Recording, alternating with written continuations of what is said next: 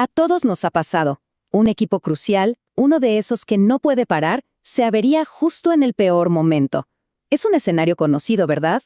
Pero, a ver, ¿y si hubiera una manera más inteligente de manejarlo que solo correr a apagar incendios? Vamos a ver exactamente eso. ¿Cómo pasar de las averías a los avances?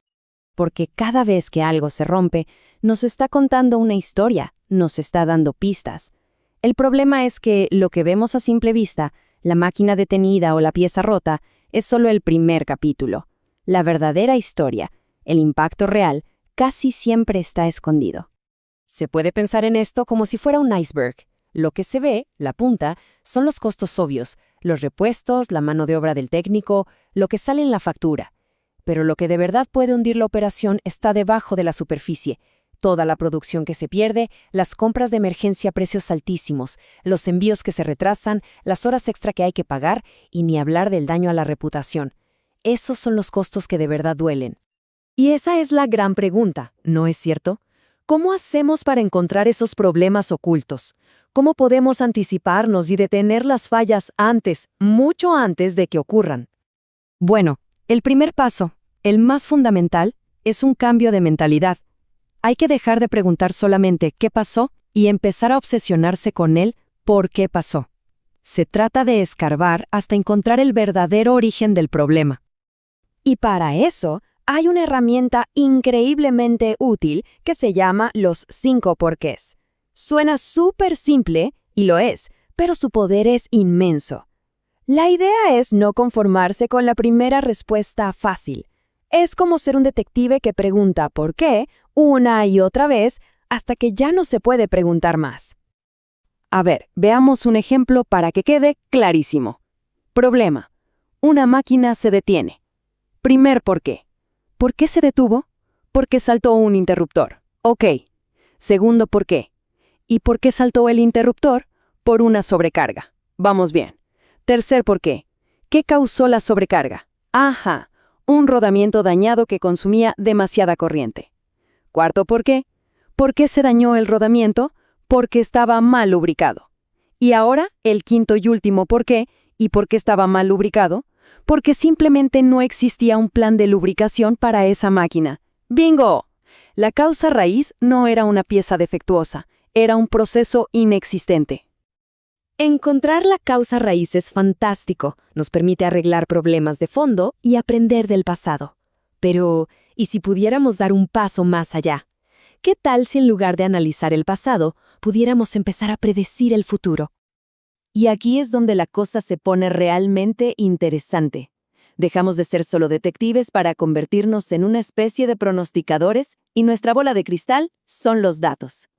La herramienta estrella para esto es algo llamado análisis de Weibull. Dicho en palabras sencillas, es un método estadístico que toma el historial de fallas de un equipo y nos ayuda a entender lo que podríamos llamar su personalidad, es decir, cómo tiende a fallar y cuándo es más probable que lo haga.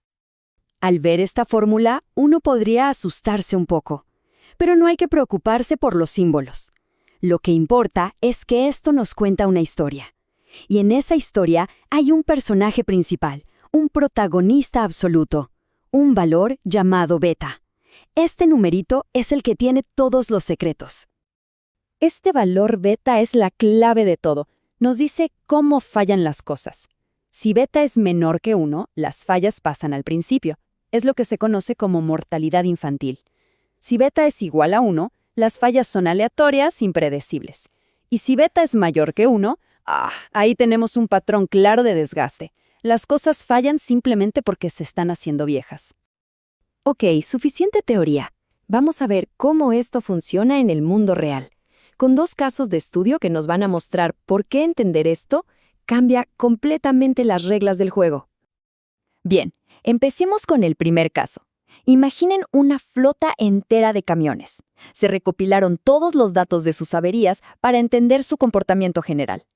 Después de analizar todos esos datos, el análisis de Weibull nos dio este resultado para beta, 1.485. Y como ya vimos, un beta mayor que 1 nos dice algo muy específico. Estas fallas son por desgaste. A medida que los camiones acumulan kilómetros, es cada vez más probable que fallen. el clásico patrón de envejecimiento. Ahora vamos a un segundo caso, pero con un enfoque totalmente distinto. En lugar de mirar la flota entera, el análisis se centró en las fallas de un componente muy específico. Y aquí, el análisis arrojó un valor de beta completamente diferente, 0.621.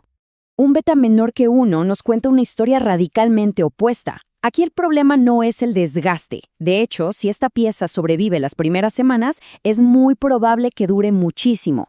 Las fallas se están concentrando justo al principio de su vida útil. Esto huele a problemas de calidad de fábrica o quizás de instalación. Entonces, tenemos dos diagnósticos totalmente diferentes, todo gracias a los datos. La pregunta obvia es, ¿y ahora qué hacemos? ¿Cómo convertimos estos números en acciones concretas e inteligentes?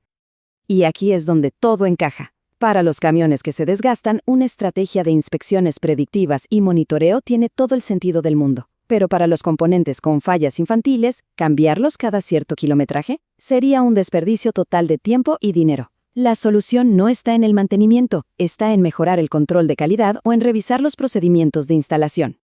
Y estas decisiones no se toman a la ligera.